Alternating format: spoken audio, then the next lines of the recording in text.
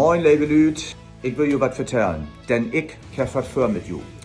Wenn ju für den 25. April mein Album von hier vorbestellt, dann könnt ju diese Gitarre hier gewinnen. Das ist mein Alltagsgitarre, ob die immer zwischendurch muss und den rumdatteln do. Die nehme ich auch mit Rut wie Schied Weller. Wenn das Ding mal ein paar Kratzer kriegt und ein paar Schrammen oder mal umkippt, das ist nicht ganz so schlimm. Das ist nur auch kein Hightech-Königsgitarre, die man so im Studio benutzen wird, aber für den Alltag zum Zwischendurch und den Rumklimpern langt der allemal.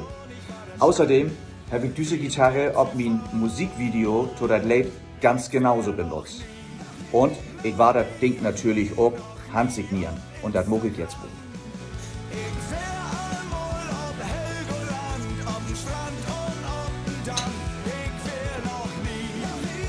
Was musst du nun machen? Ganz einfach.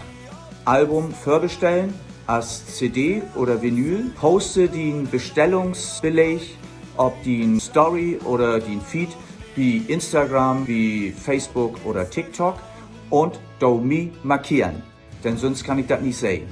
Ganz wichtig auch, den Profil muss öffentlich werden, denn sonst kann ich den Post auch nicht sehen. Liebe Lüd, ich bin wohl gespannt, was da von Stories und Posts so kommen dauert und wo diese Gitarre wohl landen wird. Den Link zum Album findet ihr in meinem Bio. Ich wünsche euch viel Spaß, muckt das gut. Tschüss.